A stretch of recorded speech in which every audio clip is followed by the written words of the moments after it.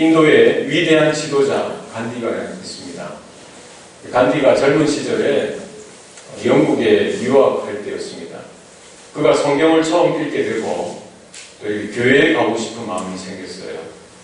교회를 가는데 문전박대를 당합니다.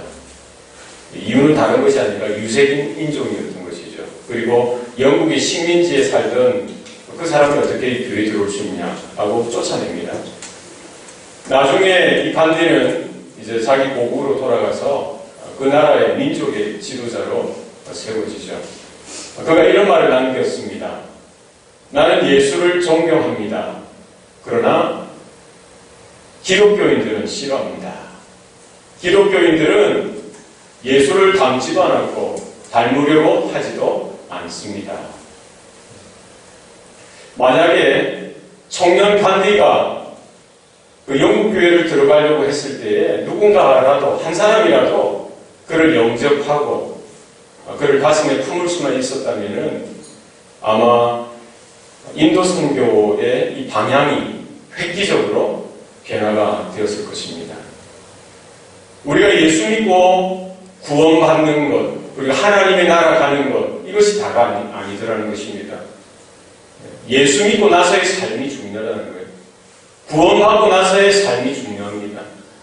내가 거듭나서 하나님의 자녀가 되고 주님의 몸된 교회의 성도로서 세워지고 나서의 삶이 중요하더라는 것입니다. 내가 변화되어지고 내가 성령의 은혜 가운데 열매가 채워져 갈 때에 여러 성도들에게 이런 도전이 되어지고 위로가 되어질 뿐만 아니라 믿지 않는 자들이 볼 때에도 그들 가운데 복음의 향기가 되어지고 복음의 편지가 되어져서 그들의 마음의 문이 열려질 수 있는 이와 같은 감동적인 삶을 하나님께서는 바라지 않겠습니까? 우리가 날마다 변화되어지고 그리스도의 장성한 분량에 이르기까지 성장하고 자라나서 내 안에 심겨주신 그 믿음이 역사하고 열매 맺고 또 하나님의 형상이 늘 언제나 새롭게 우리 안에 발견되어지고 나타나시기를 소원합니다.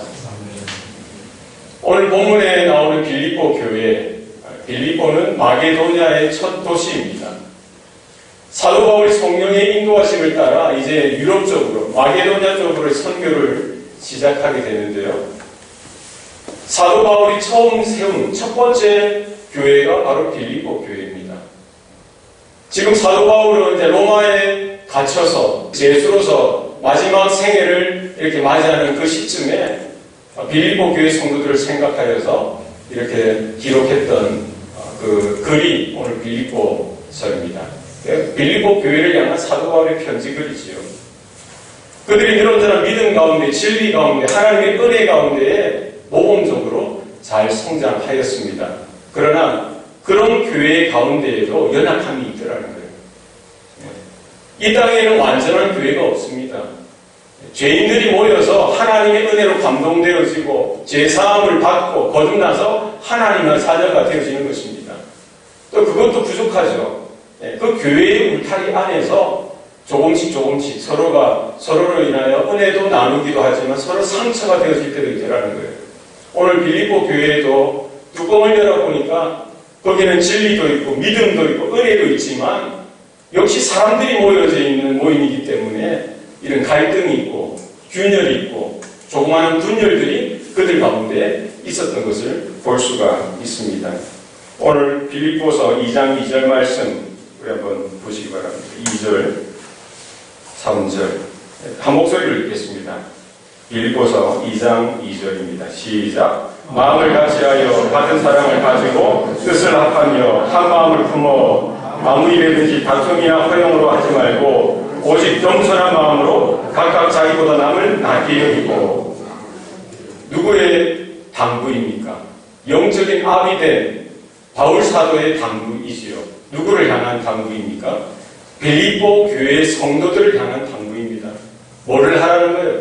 마음을 같이 하고 같은 사랑을 가지고 뜻을 합하여 한 마음을 가지고 서로 사랑하는 겁니다. 겸손하게 어느 일을 하든지 무슨 일을 하든지 허용과 다툼으로 하지 말고 오직 겸손한 마음으로 각각 자기보다 남을 낮게 여기라고 하고 있습니다. 지금 빌립보 교회의 영적인 상태 중에 문제가 뭡니까? 그들에게 정말 없어야 되는데 있어서는 안 될 것, 그것이 뭐가 있다는 거예요? 어떤 단어가 눈에 보입니까? 3절에 보면은 다툼이나 허용이 있었던 거예요. 성도들이 모이니까, 사람들이, 많은 배경의 사람들이 모이니까 다 영적인 수준도 다르고요, 출신 배경도 다른 것입니다. 배운 것도 다 달라요. 가진 소유도 다 다릅니다. 서로 자기들의 견해가 있는 거예요. 자기 마음이 있는 겁니다. 주관이 있는 겁니다. 이런 성도들이 모여서 하나의 공동체로 신앙생활을 하다 보니까 뭐가 있더라는 거예요? 다툼과 허영이 있더라는 것입니다. 다툼과 허영은 어떻게 나타납니까? 내가 교만할 때 나타나는 겁니다. 겸손한 사람들만 모이면 다툼이나 허영이 나타날 수가 없죠. 나의 나됨, 나의 자아가 살아났어요. 내 주장, 내 의견, 내 생각들을 이렇게 서로 내다보면은 거기에 뭐가 일어나는 거예요? 다툼이 일어나고요, 허영이 생겨나게 되더라는 것입니다. 거기에 대한 처방으로 사도 바울은 뭐를 권면합니까? 마음을 같이 하라는 거예요. 같은 사랑을 품으라는 겁니다. 뜻을 합하라는 겁니다. 한 마음을 가지라는 겁니다. 그래서 아무 일이든지, 어떤 일을 하든지, 큰 일이든 작은 일이든 어떤 일이든지 다툼이나 허용으로 하지 말라는 겁니다. 무엇으로 하라는 거예요? 오직 겸손한 마음으로 나보다 누구를 낮게 여기라는 거예요? 상대방을 낮게 여기라고 권면하고 있습니다. 우리 교회 가운데, 또 우리 가정 가운데 이와 같은 은혜가 있기를 바랍니다. 마음이 하나 되어져야 됩니다. 사랑이 하나 되어져야 됩니다. 뜻이 하나로 모아져야 됩니다. 그러지 않고는 믿음을 가지고 구원받았다고 하지만 그 공동체가 온전하게 서기가 힘들다라는 것입니다. 우리가 어떻게 이 마음을 한 가지로 가지고 같은 사랑을 품고 같은 뜻을 가지고 겸손한 마음을 가져 나아갈 수가 있겠습니까? 오늘 본문 5절 말씀입니다. 다 같이 읽겠습니다. 시작. 너희 안에 이 마음을 품으라. 곧 그리스도 예수의 마음이니. 우리가 진정 겸손할 수 있는 그 근거, 우리가 같은 마음, 같은 사랑, 같은 뜻, 같은 믿음, 같은 은혜를 공유할 수 있는 그 근거가 어디에 있다는 거예요? 너희 안에 이 마음을 품으라는 겁니다. 이 마음이 어떤 마음이죠? 곧 그리스도 예수의 마음이라는 것입니다. 여기 저의 마음을 이렇게 열어보고, 여러분 한 사람 한 사람의 마음을 이렇게 열어봤을 때 거기에 누구의 마음이 있어야 되는 거예요? 그리스도 예수의 마음이 있어야 되는 겁니다. 할렐루야. 여러분 10사람이 모이면은 10사람 다 마음이 달라요. 100사람이 모이면 100사람 다 마음이 다 다릅니다. 그런데 신앙생활하는 것을 다 자기 마음대로 하면은 그 공동체가 서겠습니까? 사공이 많은 배가 어디로 간다고요? 산으로 가요. 야, 기네스북에 오를 일이죠. 배가 물이나 바다에 떠있지 않고 산으로 간답니다. 사공이 많으면 그렇다는 거예요. 나는 내 마음대로 할 거야. 또 저 사람은 또 자기 마음대로 하고, 10사람이 다 자기 마음대로 주장하고 자기 생각을, 자기 의견을 이렇게 들이밀면은 결코 그 교회, 그 공동체는 오래가기 힘들다는 거예요. 빌립보 교회도 마찬가지입니다. 초대 교회도 다 마찬가지입니다. 누구의 마음을 품으라는 겁니다. 예수 그리스도의 마음을 우리가 품을 수 있기를 바랍니다. 여기에 품다라는 말은 이해하다, 생각하다, 느끼다라는 마음입니다. 무슨 뜻이라고요? 이해하다, 생각하다, 느끼다. 우리 예수 그리스도의 마음을 품는 것은 뭡니까? 예수 그리스도의 그 마음에 대해서 우리가 생각하는 거예요. 깊이 깨닫는 겁니다. 이해하는 겁니다. 우리의 마음 가운데 감동되어져야 되는 것입니다. 히브리서 3장 1절. 그러므로 함께 하늘 부르심을 받은 거룩한 형제들아, 우리가 믿는 도리의 사도이시며 대제사장이신 예수를 깊이 생각하라. 우리가 어떻게 예수 그리스도의 마음을 받을 수가 있습니까? 우리 마음 가운데 품을 수가 있습니까? 누구를 생각해야 돼요? 예수 그리스도를 우리 깊이 생각해야 됩니다. 무엇으로 가능합니까? 예수의 십자가의 은혜를 우리는 묵상하고요. 그분의 복음을 우리 마음에 늘 언제나 새기고 생각해야 됩니다. 히브리서 12장에 보면 믿음의 주여 또 온전케 하시는 이인 예수를 바라보라. 우리가 사람을 바라보고 그들의 외모를 보고 판단하고 하는데 우리의 마음을 빼앗기지 마시고 누구를 바라봐야 됩니까? 예수님을 바라보셔야 돼요. 하나님의 은혜를 바라보셔야 됩니다. 하나님의 영광만을 구해야 됩니다. 우리가 사람을 보니까 실망하고요. 사람을 보니까 서로 비교가 되고 때로는 우월하게 생각했다가 때로는 마음이 무너지고 나는 왜 이럴까 하면서 또 마음이 또 이렇게 가라앉게 되더라는 것입니다. 사람은 비교의 대상이 아닙니다. 사랑하고 우리가 섬기고 세울 수 있는 저들을 세우는 이 사랑의 대상이라는 사실을 여러분 기억하시기를 바랍니다. 너희 안에 이 마음을 품으라. 곧 그리스도 예수의 마음. 그래서 우리는 설교를 들을 때마다 우리가 개인적으로 성경을 읽을 때마다 성경 공부를 할 때마다 우리는 누구에 대해서 집중해야 됩니까? 예수님이 누구신지, 예수님이 누구신가, 그분의 복음에 대해서, 그분의 행적에 대해서, 그분의 가르치심에 대해서, 그분의 고난과 십자가의 순환과 죽으심과 부활에 대해서, 승천과 재림에 대해서 우리는 예수님에 대해서 여러분들 생각하고 또 생각하고 마음에 묵상하며 우리 마음에 그 주님의 사랑이 깃들 수 있도록 우리의 마음을 활짝 열어야 할 것입니다. 그 은혜를 놓치면 문제가 생기고요. 그 문제의 틈을 비집고 역사하는 세력이 있다는 거예요. 악한 사단 마귀는 분열하는 영이에요. 늘 언제나 깨고요. 하나님께로부터 분열시키고 또 믿는 자들까지도 그들이 서로 신뢰하지 못하게 하고 오해하게 하고 서로 미워하게 함으로 이렇게 분열시키는 영이라는 것입니다. 우리가 시험에 틈을 주어서는 안 됩니다. 날마다 그리스도의 그 예수의 마음을 우리가 품음으로 인하여 하나 되어지고 연합하여서 성령님의 은혜로 말미암아 하나 되어지는 그 은혜가 저와 여러분의 삶 가운데 우리 교회 가운데 있어지기를 소원합니다. 6절 말씀 그 예수가 누구시냐에 대해서 설명하고 있습니다. 우리 한번 다 같이 읽겠습니다. 시작. 그는 근본 하나님의 본체시나 하나님과 동등됨을 취할 것으로 여기지 아니하시고. 오늘 본문에 보면은 그는 누구죠? 예수님이죠. 예수님은 근본 하나님의 본체시나 하나님과 동등됨을 취할 것으로 여기지 아니하셨다라고요. 예수님은 하나님의 본체시다라는 말이 무슨 말입니까? 예수님은 하나님의 본체시다. 예수님은 바로 하나님의 아들이실 뿐만 아니라 바로 그 예수님이 뭐가 된다는 거예요? 하나님이 되신다는 겁니다. 베드로 사도가 고백했듯이 주는 그리스도시요 살아계신 하나님의 아들이십니다. 이 고백에는 뭐가 담겨져 있는 겁니까? 그 예수님이 바로 하나님의 본체시라는 거예요. 바로 예수님이 하나님이시라는 사실입니다.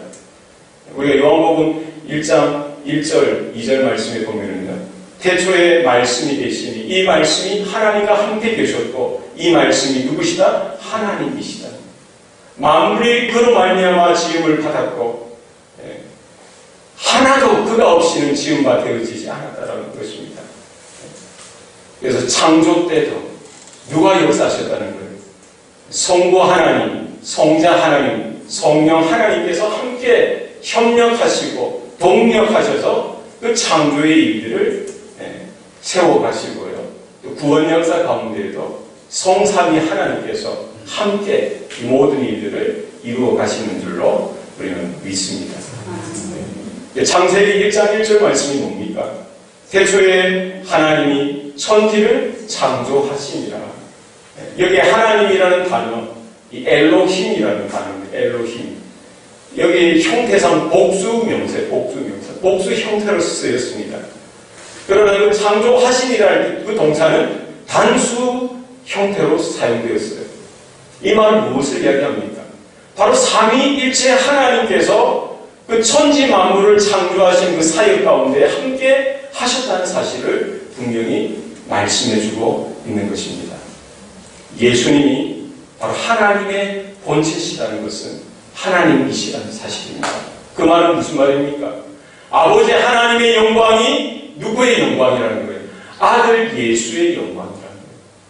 아버지 하나님의 본체와 능력이 누구의 것이라는 거예요? 그 아들 예수의 본체와 능력이 된다는 겁니다. 아버지 하나님의 은혜가 바로 아들 예수의 은혜가 되어지고요. 하나님 아버지의 그 생명이 그 아들의 생명도 된다는 것입니다. 모든 것이 동등하게 그 자리에 계시던 그분이 어떻게 하셨다는 거예요? 하나님 아버지와 동등히 여김을 취하지 않았다는 거예요. 6절 말씀 하반절에 하나님과 동등됨을 취할 것으로 여기지 않았다는 것은 뭐예요? 하나님과 같은 그 위치에서 자신의 모든 권리를 포기하시는 거예요. 하나님 되는 그 권리를 포기하시겠다는 거예요. 그리고 이 낮고 낮은 자리로 내려오시는 것이죠. 무엇을 위해서요? 하나님의 뜻을 따라서, 아버지의 뜻을 위해서 아들 예수, 성자 예수님은 그렇게 하셨다는 것입니다. 우리가 그리스도의 마음을 품는다는 것은 뭡니까?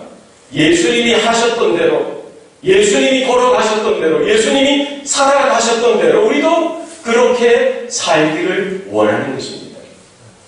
예수님께서 하늘 보좌를 아끼지 아니하시고 과감하게 버리시고 이 낮고 천한 땅으로 내려오셨듯이 우리도 우리에게 있는 이 기득권, 나의 권리, 내가 지고 있는 어떤 것이라도 다 포기할 수 있는 이런 은혜가 저와 여러분 가운데 있기를 바랍니다.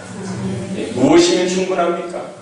하나님 아버지의 사랑이면 충분한 거예요. 하나님의 은혜면 충분한 겁니다. 하나님의 뜻이면 충분한 겁니다. 아브라함아, 너는 본토 친척 아비 집을 떠나 내가 너에게 지시할 땅으로 가라라고 했을 때 믿음의 사람 아브라함은 어떻게 했어요? 본토 친척 아비 집을 떠났습니다. 떠났다는 건 뭡니까? 본토 친척 아버지 집을 버렸다는 거예요. 자기가 움켜쥐고 살았던 것, 자기가 편안하게 생각했던 것, 이 모든 것들을 가감히 버리고 하나님께서 명하신 그곳으로 갈 바를 알지 못하고 갔다라고 성경은 말씀하고 있습니다. 예수님께서 제자들을 부르실 때도 마찬가지입니다. 베드로를 부르시고요, 야고보를 부르시고 이런 제자들을 부를 때도 그들의 반응이 뭐였어요? 자기가 움켜쥐고 있던 것, 그물을 버리고 배를 버리고 집을 버리고 주님을 쫓아갔던 것을 볼 수가 있습니다. 저와 여러분 가운데 이와 같은 은혜가 있기를 바랍니다. 내가 움켜쥐고 있는 것, 결국 나중에 언제라도 주님께서 오라 하실 때 내가 더 지고 싶어도, 내가 더 붙들고 싶어도 더 이상 붙들 수가 없는 겁니다. 때가 되면 자연스럽게 놓고 떠날 수밖에 없는 거예요.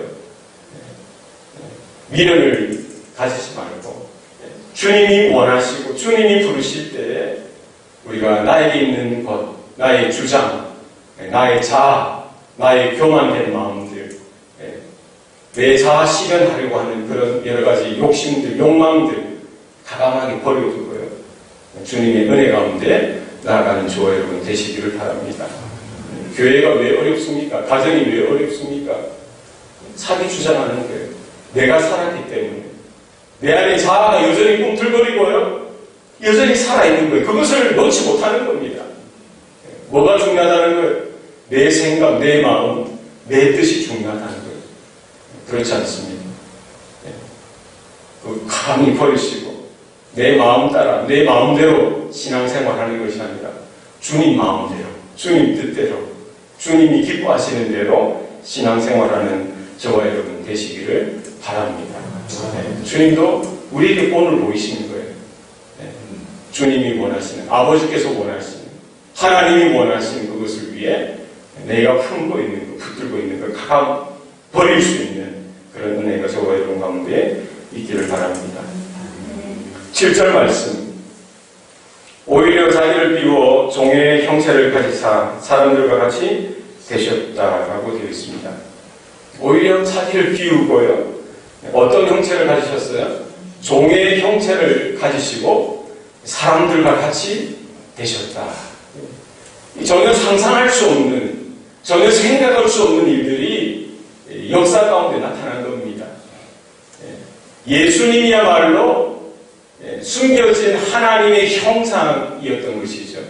예수님이야말로 하나님의 최고의 계시고, 예수님이야말로 하나님의 최고의 은혜요, 예수님이야말로 하나님의 최고의 사랑의 표현이었던 것입니다. 바로 그 하나님이시고 하나님의 아들 되신 그분이 이 땅에 내려오시는데요, 종의 형체를 지니시고 우리 사람과 같이 저와 여러분의 모습으로 이 땅에 오셨던 것입니다. 성육신, 이것이 복음이요, 하나님의 은혜요, 하나님의 사랑인 줄로 여러분 믿으시길 바랍니다.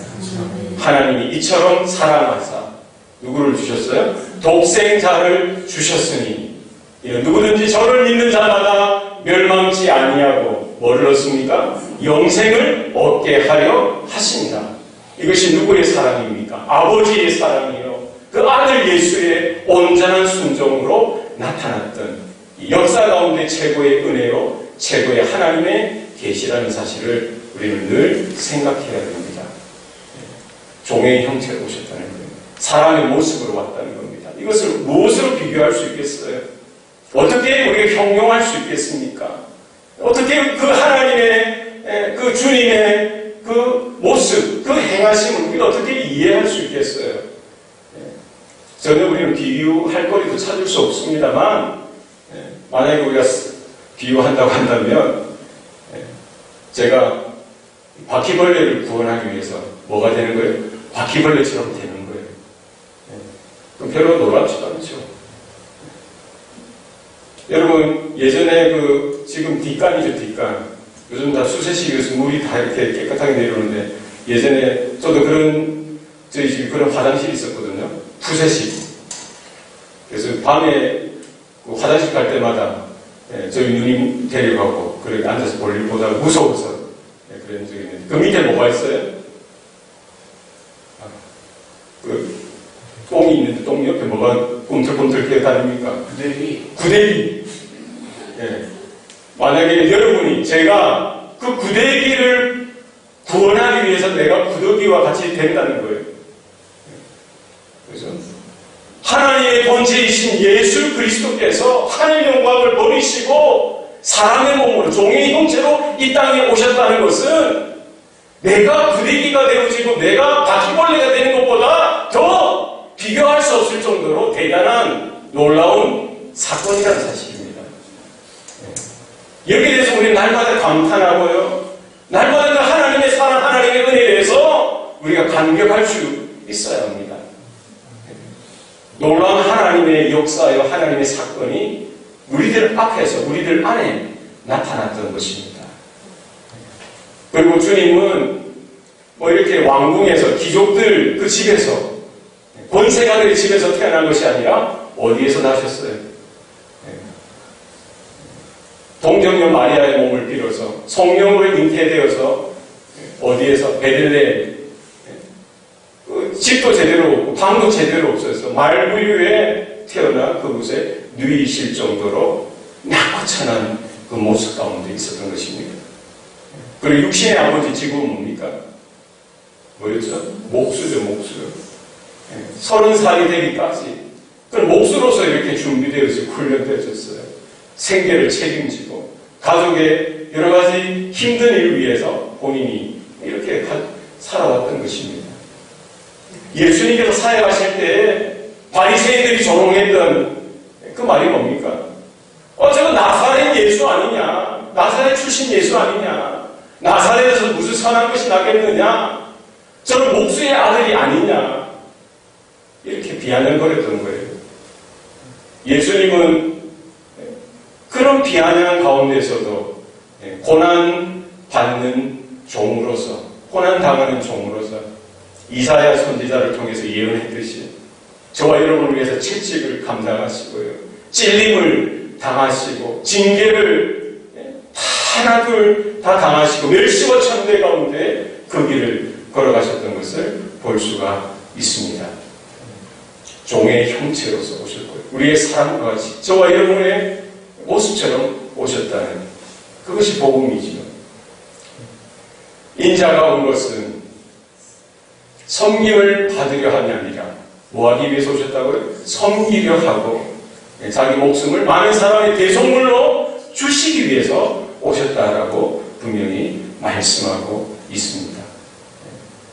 주님께서도 그처럼 섬기시는 삶을 사셨고요. 그런 모습을 우리에게 보여주셨습니다. 그 제자들의, 교만한 제자들이죠. 그 더러운 발들도 하나하나 정성으로 사랑으로 닦으시고 씻기시고 마지막까지도 예수님에 대해서 전혀 깨닫지 못했던 그 제자들 하나하나를 가슴에 품으시는 것이죠. 가룟 유다까지 마지막까지 기회를 주셨던 주님이십니다. 저와 여러분도 그 그리스도 예수의 마음을 품고 정말 종으로서 하나님의 종으로서 우리도 섬기는 저와 여러분 되시기를 바랍니다. 섬길 때 주님처럼 섬길 때 교회가 치유되어지고 우리 가정이 치유되어지고 또 새롭게 되어지는 은혜가 우리 가운데 나타나게 되는 줄로 믿습니다. 8절 말씀입니다. 사람의 모양으로 나타나사 자기를 낮추시고 죽기까지 복종하셨으니 곧 십자가에 죽으시니라. 예수님께서 오셨던 바로 그 한 가지 목적이 뭡니까? 한 가지 고백이 뭡니까? 세상에서 대접받기 위해서 오신 것도 아니죠. 세상에서 이름을 남기기 위해서 오신 것도 아닙니다. 무엇을 위해서 오셨다는 거예요? 자기를 낮추시고 어디까지? 죽기까지 복종하셨어요. 어떻게 하셨습니까? 자기 살을 찢으시고 피를 쏟으시고 십자가 위에서 단번에 영원한 속죄제물로 그 마지막 하나뿐인 생명을 드리는 그 일을 위해서 오셨던 것입니다. 그 구속의 은혜, 그 십자가의 그 은혜, 그 비밀이 무엇입니까? 바로 그 예수의 이름으로, 예수의 십자가의 복음으로 한 영혼 한 영혼이, 한 가족 한 가족이, 한 민족이 구원되어지고 하나님께로 돌아오는 놀라운 구원의 길이 되어주신 것이죠. 인자가 온 것은 잃어버린 양을 찾아 구원하시기 위해서 오셨다는 거예요. 우리가 그 예수님을 바라볼 수 있길 바랍니다. 그 예수님을 마음에 깊이 생각하실 수 있길 바랍니다. 예수님이 말씀하셨던 것, 예수님이 걸으셨던 것, 예수님이 살아가셨던 것, 고난과 순환과 수치와 모욕의 그 길도 뒤로 물러서지 아니하시고 끝까지 걸어가셨던 그 예수님을 기억하시기 바랍니다. 히브리서 12장에 뭐라고 이야기하고 있습니까? 왜 예수님께서 그 십자가를 부끄러워하지 아니하시고 끝까지 참으셨다라고 말씀합니까? 바로 기쁨을 위하여. 누구의 기쁨일까요? 아버지 하나님의 기쁨을 위하여 주님은 이 땅에 이 마지막까지 내려오셨고 죽기까지 복종하셨으며 십자가에 달려 죽는 것조차도 마다하지 아니하시고 그 자리에 쓰셨던 것을 여러분 기억하시기를 바랍니다. 둘째 아들 탕자가 돌아올 때에 그 아버지가 지금까지 기다리고 기다렸던 그 사랑하는 그 아들, 남들이 볼 때 얼마나 말이 많았겠어요. 저놈의 자식 아들이라고 남들은 그렇게 이야기할 수 있지만 아버지의 마음은 뭡니까? 그렇게 못나고 그렇게 세상에서 삐뚤어지고 세상을 나갔던 아버지까지 배반했던 아버지의 모든 가사를 탕진하고 이렇게 혈안방탕하게 살았던 그 아들일지라도 아버지의 마음에는 뭐예요? 그 아들이 어쨌든 뉘우치고 돌아오는 것 하나만으로도 아버지는 기쁜 거예요. 감사한 거예요.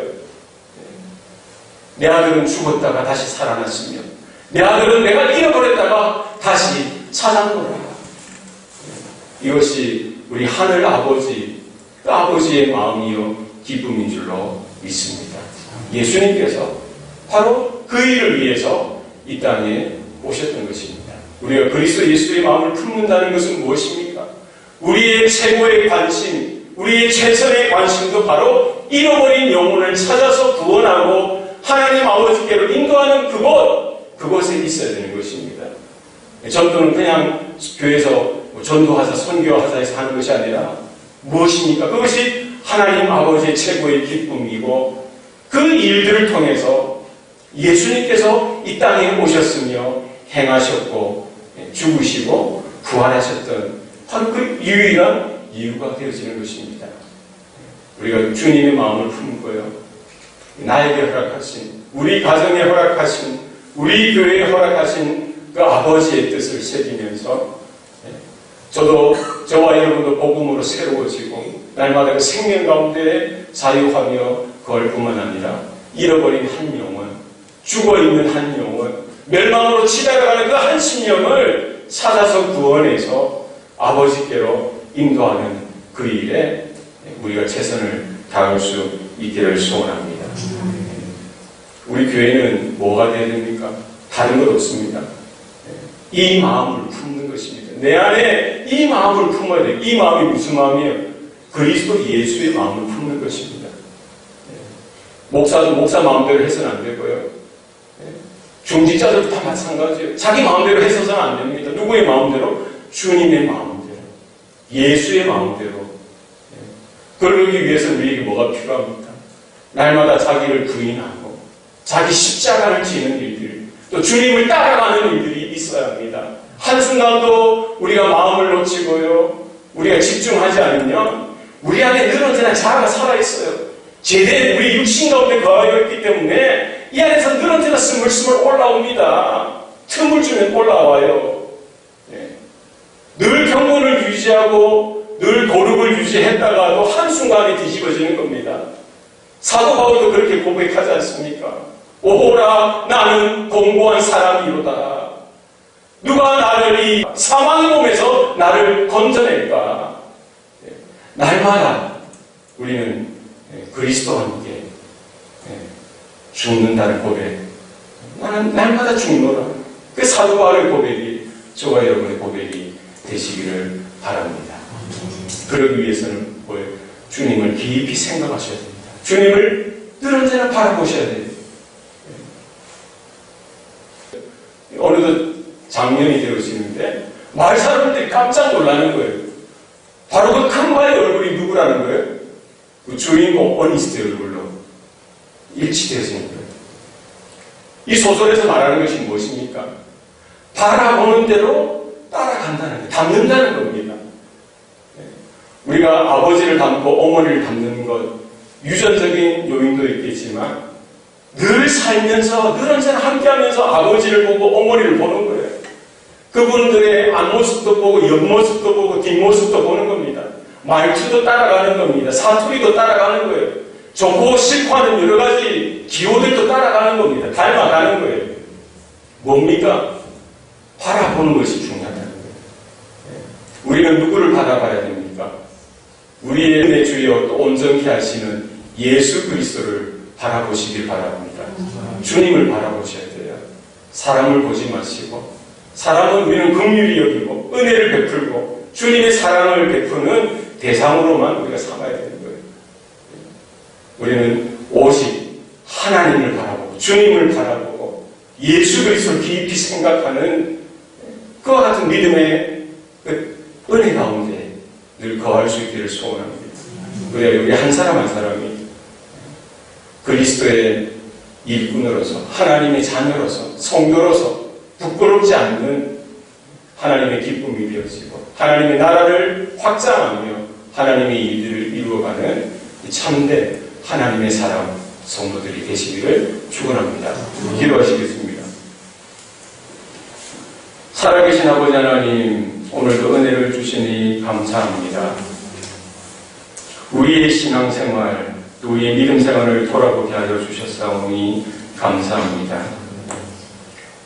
언제가 모르게, 나도 모르게 불쑥불쑥 내 안에 있는 자아가 올라오고 내 안에 있는 교만이 올라오고 내 안에 있는 그런 고집스러운 것들이 올라올 때가 많습니다. 하나님이여, 그런 나를 불쌍히 여겨 주시옵소서. 우리 모든 성도들 가운데에 예수 그리스도의 마음을 품고 깊이 새길 수 있도록 도와주시옵소서. 주님만을 바라보며 주님을 따라가는 우리 성도들 되어지게 하셔서 그 성령에 붙들어 주시는 은혜 가운데에 영적으로 변화되어지고 영적으로 성숙하며 하나님의 형상이 더욱 분명하게 우리 성도들의 얼굴과 그 심령과 그 삶 가운데에 온전하게 드러나는 일들이 나타나게 하여 주시옵소서. 하나님 이 교회를 붙들어 주시고 하나님 영을 열방을 위하여 기도하는 교회가 되게 하시고 전도하며 선교하는 일이 단순히 사람의 일이 아니라 단순히 한 교회의 일이 아니라 하나님의 부르심이요 하나님의 맡겨주신 사명으로 깨닫고 우리의 마음을 드리고 목숨을 드리며 우리의 힘을 다하여 뜻을 다하여 하나님을 사랑하며 하나님의 귀한 맡겨주신 귀한 뜻을 품고 감당하는 우리 교회 되게 하여 주옵소서. 감사드리고 예수님 이름으로 기도합니다. 아멘.